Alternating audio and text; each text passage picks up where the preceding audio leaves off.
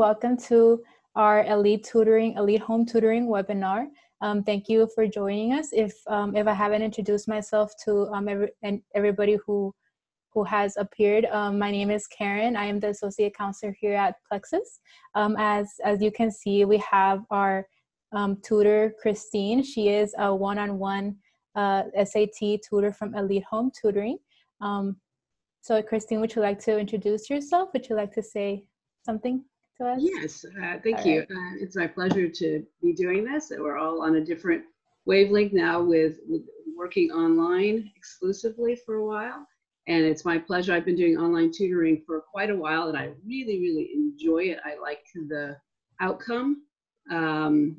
It's very personal and it really benefits students quite a bit. So it's my pleasure to help you guys today. I have been tutoring for over a decade, primarily SAT tutoring, ACT, test prep. I have a master's from UCLA from a while ago. I used to do classroom teaching as well. So today we're going to be going over some of the basics of the SAT. Some of you may know this already, others may not.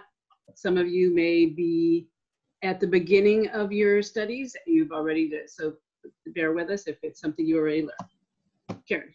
All right, thank you, Christine, for introducing yourself. So just to give you all some background information as how this webinar is going to work, Christine will be giving you all a lecture about the SAT and some background info. We have other webinars after this one that will be happening Mondays, Wednesdays, and Thursdays at 1:30 p.m. So feel free to join us then as well. Also, feel free to ask us any questions during this webinar as well. While Christine is talking, you can go ahead and use our chat option. If you look at the bottom of your screen, you can go ahead and click chat, and you can go ahead and message me privately or send a message to everyone, and I will go ahead and tell Christine what your question is. If you would like to be on video and let Christine know of your question personally, then you can go ahead and raise hand, which is also above the chat option. If not, you can go ahead and click on participants and you can go ahead and raise your hand there. If you have any questions, of course, feel free to let me know about all the technical stuff as well. So with that said, Christine, let's go again and get started. Sounds good, sounds good. So as I was saying, today we'll be looking at the basic breakdown of the SAT and then after that, some of the long-term and short-term preparations that you can do to be ready for the SAT test.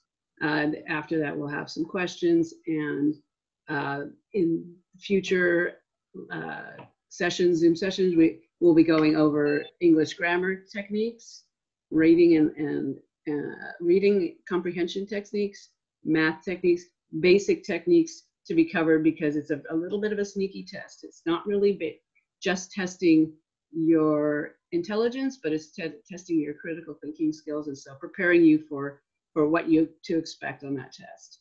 I'm going to begin by sharing a screen with the basic breakdown of the SAT. So let me see if I can do this. Okay, bear with me a little bit here. Let's see. Karen, do you know how to get me to share the screen? Okay, I can. Let's see what I gotta get the right one up here. Let's see. There we go. Okay, that it worked. All right. Okay, so the basic breakdown of the SAT. There are 4 major sections and an optional essay. As you can see on the screen, the reading section is always first on the SAT. There are 52 questions in 55 minutes. So you do want to pace yourself. You want to, there are 5 passages. They're all multiple choice. They're not in any order of difficulty. Some are harder than the others. Some are very straightforward. So you want to get to know, and that's something we'll do when we get to the reading section. You want to get to know which of these can I do first so I can get to all the easier ones. If you're looking for a perfect score, you're gonna have to get to those easy ones and then move on to get to the harder ones. The average is then about 13 minutes per passage. We'll talk more about that on reading section day. Okay, then you get a 5-minute break. And then you do the writing and language section, which amounts to how to compose an essay, where do you put this sentence, and then general punctuation and grammar. It's 44 questions in 35 minutes. That's 4 passages, and those are also all multiple choice in no particular order of difficulty. There are 4 passages with 11 questions, and pretty straightforward. That's 8 minutes and 45 seconds per passage. That's not too bad. You don't really necessarily have to read it from to the beginning to end. You just adjust there. So we'll talk about that more. After those 2 the reading and writing sections, you will have a 30-minute break. That's the theory there. And we'll see what happens with SAT tests coming up in the future, when they will happen, and how that goes. After the break is your math. So there are 2 sections of math, amounting to 58 questions total. The first math section is a no calculator section. So if you are a little rusty with your basic math facts, then that's something to begin working on immediately. It's 25 minutes. It allows over a minute per question. So that's pretty good. Not bad. They are in order of difficulty. So in theory, the easiest ones are at the beginning. The most challenging ones are at the end. 15 multiple choice, and then 5 free response. We can talk about that too when we get to the math section. There is a little reference chart at the beginning of the math section that gives you some of the basic formulas. Not all of them, but at least it gives you some of the formulas that you need for the geometric questions, these geometry, special right triangles, area. So, and there are a few questions of that. After that, you get another 5-minute break. Take that break, walk around, and get a breath of fresh air. Come back for the final section of the main part of the test. Math with a calculator, 38 questions in 55 minutes, so approximately a minute and a half for each one. The first ones you will probably zip through, saving time for those last questions that are the more challenging ones. On all of this tests, writing and language, math, no calculator, and calculator, there's a lot of consistency with about 85 to 90% of the questions. There's a variation on the same kind of question. Reading, the same types of questions, different passages to read from. So there's a little more variety there, and consequently, you got to work on the types of questions you're going to see and which ones challenge you the most. 30 multiple choice on the math with calculator and 8 free response. There's a break, and then the optional essay. It's optional, meaning that some colleges don't require it.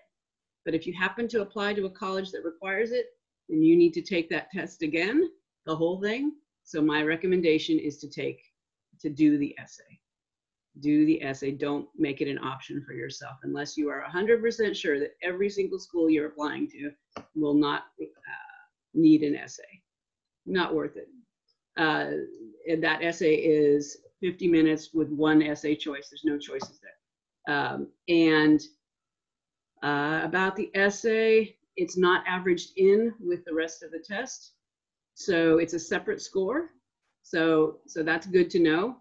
You need to not do poorly, but if you do very, very well on your other sections and then just okay on the essay, not going to be too bad. So the reading, and then going back, the reading and writing session of the test add up to 800 points, half of the test points. 400 for the reading section possible, 400 for the writing and language section possible, and that adds up to a potential of 800. In the math, you get, they are compiled together out of 58 questions, of the raw score, and it's out of 800 as well, giving you a total of 1,600 total points. Okay, are there any questions, or Karen, do you have any questions related to the basics of the test?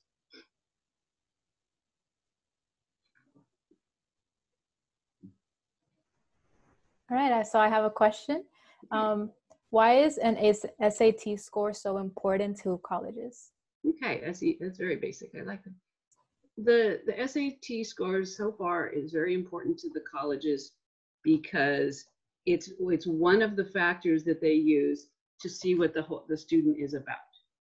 It helps to, there's a national standard as opposed to a state standard or a district standard. So if one district has lenient grades or hard grades, how are they going to know that? They're not going to research the district and that sort of thing. But this is one more piece of information that you can give them to show across the nation, I'm doing okay too, or I fall in the average or above the average, wherever you fall. So between that and that SAT score, as well as your grades, as well as the types of classes that you take, as well as your extracurriculars, those are the things that make up who you are, that say, it's worth it to have me at your school. Does that answer the question? Or do you have a further question? I'm happy to. Yes, of course. Yeah. Yeah, thank you. Okay. Anybody else have any questions they would like to ask Christine?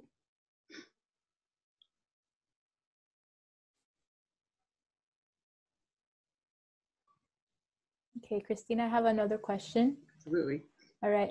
Is an SAT score more important than GPA and grades?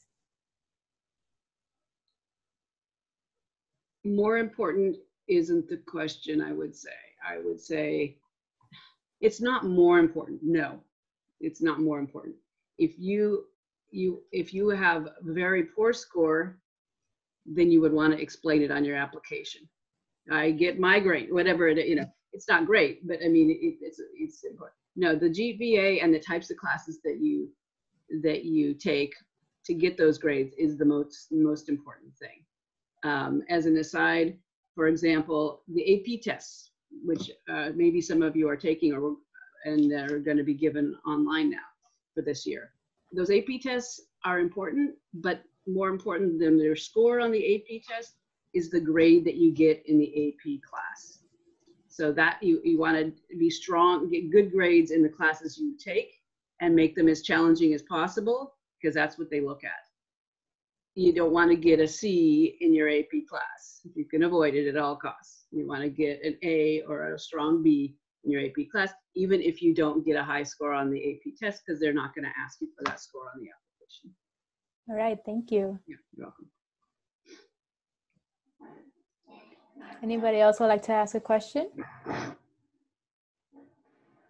Anybody would like to raise their hand?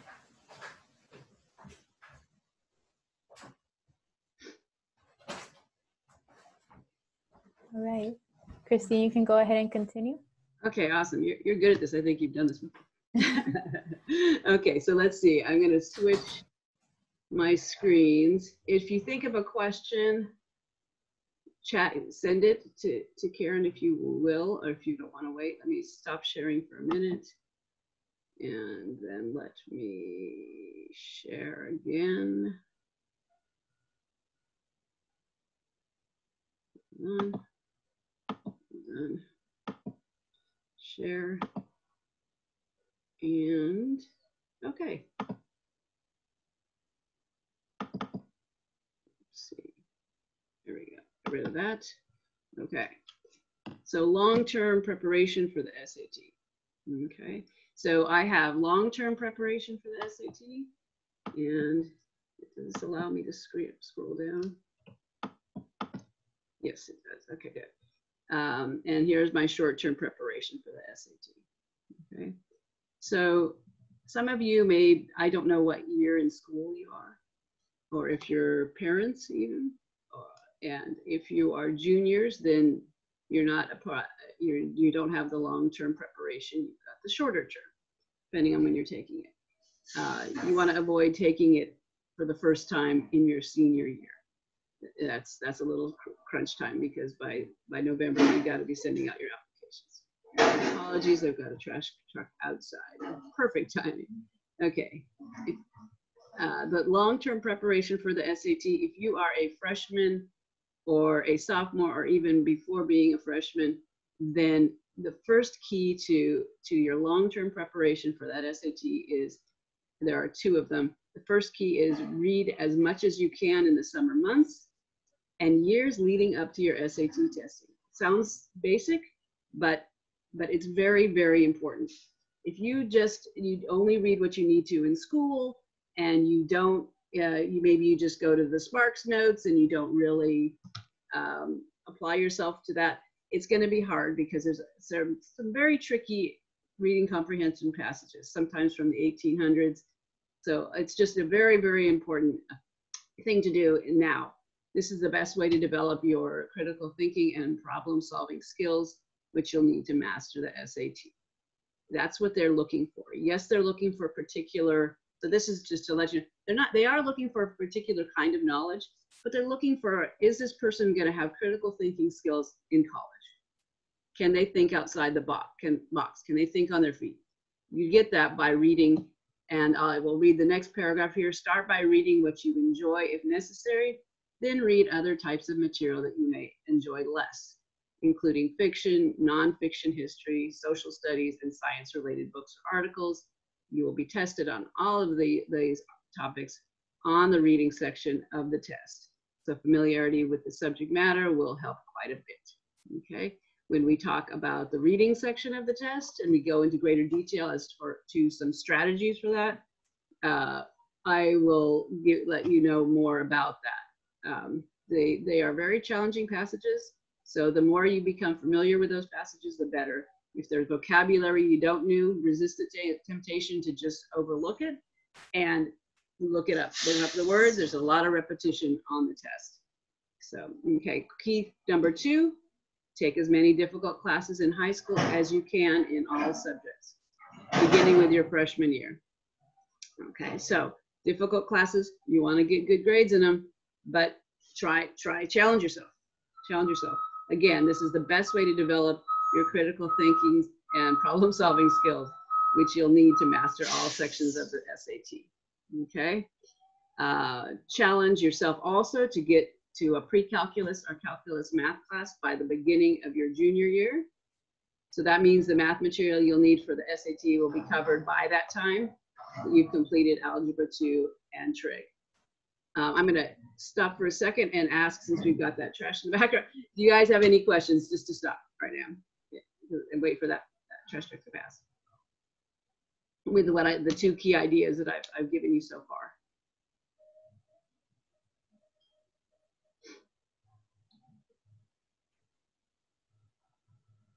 Nope. No, okay. Maybe that's good. Okay, so go further down here. Other important tips for long-term prep for the SAT. And these are very important. Number 1, take seriously your PSAT in the fall of your sophomore year. Some of you take it before that. You take a PSAT your freshman year and even your eighth grade year. I've seen that. But take it seriously. You don't have to do tons of study in advance, but study a little bit and at least be familiar with the basics of the test, like what you're doing here. Because then when you take the test, you're like, okay, this is sort of a beginning assessment of how I'm gonna do. And then give your best on the day of the test. Don't blow it off and just answer C. Why? Because it benefits you. It's your first diagnostic for yourself. It's your first diagnostic. You got to see where you are, and then when you get the test results back in December, it takes a couple months. You can make sure to look at it and assess your strengths and your weaknesses, and say, okay, I probably would know the answer to that math question now because I'm halfway through algebra 2 or geometry. So that sort of thing. So take it seriously. That's the start.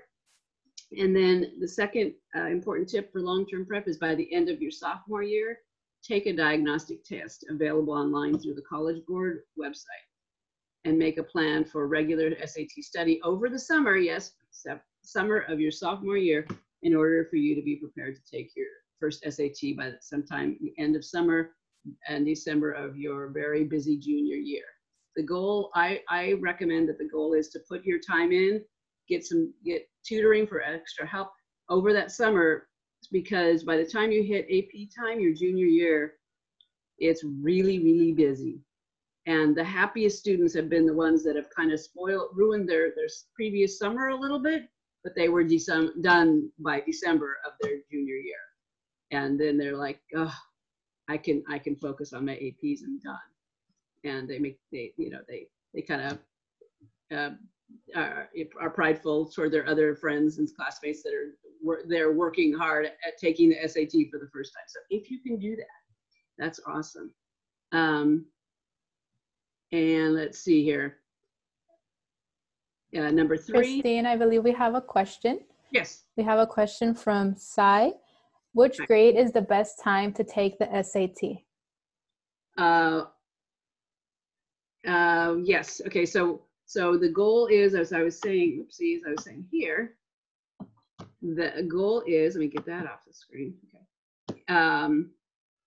Be prepared to take your first SAT by sometime the end of summer of your sophomore year, between sophomore and junior, and December of your junior year. That's my recommendation. If you're not prepared for it, don't take it, and because you really don't want to take it more than 2 to 3 times, because sometimes those schools ask you how many times you took it, and if you took it 10 times, they would expect a higher score. So I would recommend the late fall of your junior year, ideally. Do not, if not, it's not like, oh no, I have no time, but that's ideal. And then point 3 actually is related. If you don't reach your goal score when you take your test for the first time, continue your studies and schedule to take the test 1 or 2 more times. So then you could take it with a lot of juniors, which is like March and the end of school year of your junior year. Okay, does that answer that question? Yeah. Okay. Any other questions so far? No. No. Okay, so that's that. So I don't want anybody to be discouraged because they're like juniors and they're like, oh my gosh, no, it's okay. You're just gonna have to work a little harder for a shorter amount of time. So whether you are studying from the time you're a sophomore, or you are a junior now and you've got 2-3 months until June to go, this is what I recommend for short-term preparation for the SAT. So the key, number 1, is be consistent in your studies. It's the hardest thing is self-discipline and self-motivation. Don't let time go.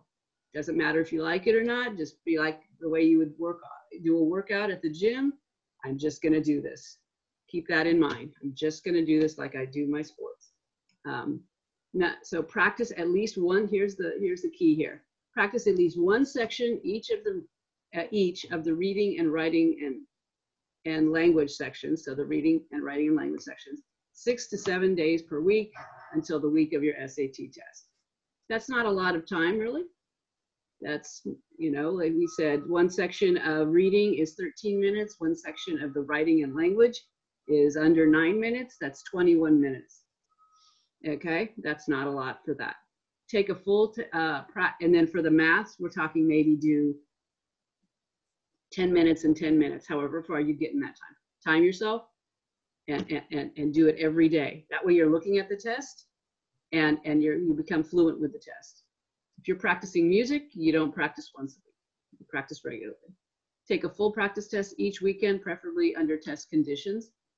It's a lot of time, so if you can't quite do that, get as close to it as you can. All in one sitting is preferable, and time in a quiet, uninterrupted location. The reason for that is that you're building stamina. It's a tiring test. It's like doing a marathon. It's very, very tiring. So if you can build some stamina, you won't be surprised on test day. Okay, so that's the goal, the reason for that. And then make sure to grade your practice test and full test as soon as possible, and very carefully go over your mistakes. And I think this is probably the most important part here. Ask yourself, why did I get the question wrong? Don't just go, oh, darn, yeah. It's like, okay, what specifically did I do to pick the wrong answer? And what can I do to pick the right answer?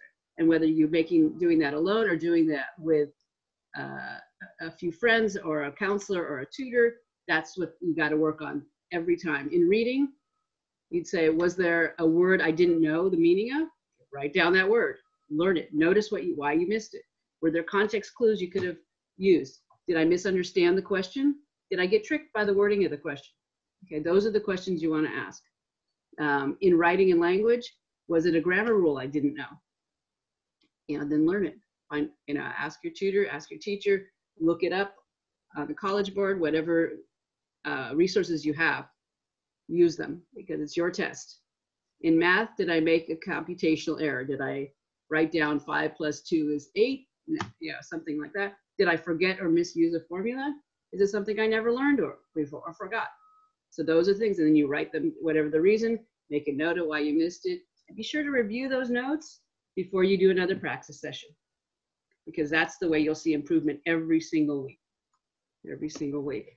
Okay, that's my helpful hints for a start today.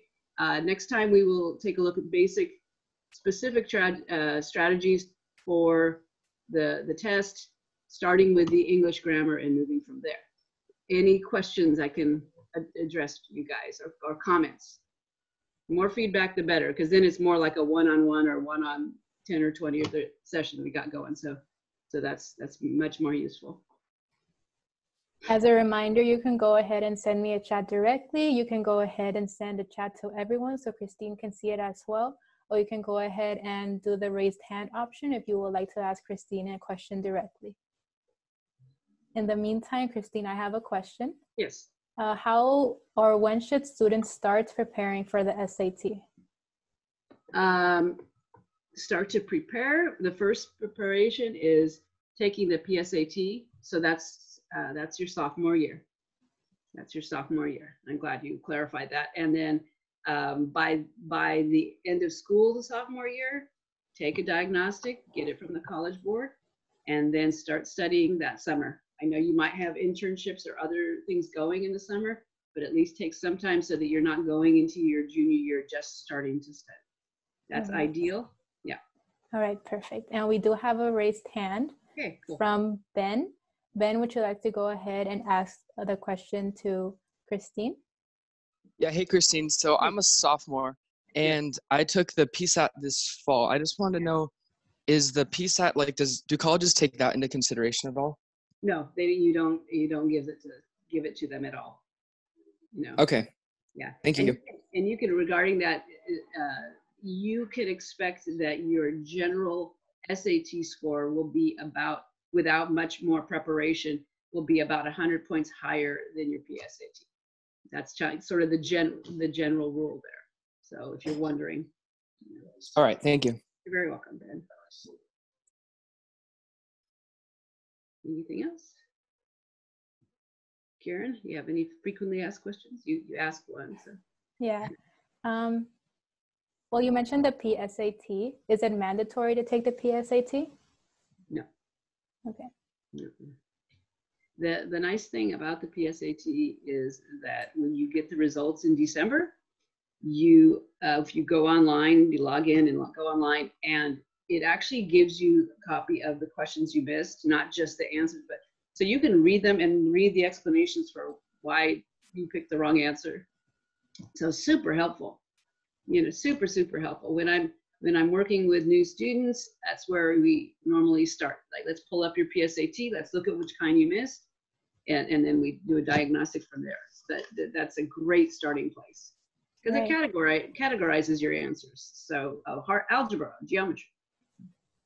Thank you, Christine. Okay. Anybody else would like to raise hand or ask me a question directly? Last call. Yeah, if there's anyone in there that's a junior that has questions more about, I've got 2 months to go, that would be probably helpful for you, because this is geared more generally otherwise. So. Right. So you can go ahead and continue, Christine. Okay, so that's the end of my lecture. So I plan to, like I said, do some English grammar and writing and language rules for next time, as well as some basic strategies, and be prepared to learn some rules for punctuation, when to put a comma and when not, and to see some of the tricks that they use very consistently in the grammar section that might surprise you. So that's that, and I hope to see you all next time, and let your friends know. Maybe, Karen, you could find out if, I know schools are in session at a little different time now, maybe there's a way for you to find out if this time works with people's online schooling. just that kind of thing as well. Yeah. All right, I can definitely talk to my team to see if this is the best time to hold these workshops. Okay, sounds good. All Okay, right. that's it for me. Christine Ferris, Elite Tutoring. So it's been a pleasure. See All you right, guys thank in a you. couple days. You're welcome. Thank you so much, Christine. You're very welcome. So as Christine mentioned, we do have upcoming workshops.